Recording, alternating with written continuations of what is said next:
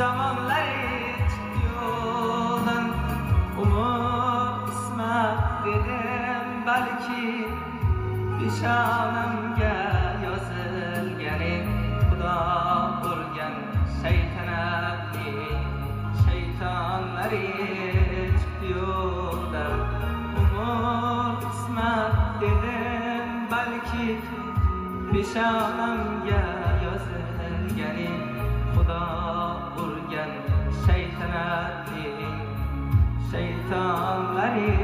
chiqdi yo'ldan.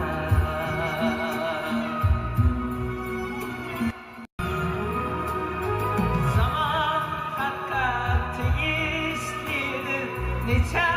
fursat qildim sabr chektirib, necha sohil zamonlar chiqdi yo'ldan umut qismat dedim balki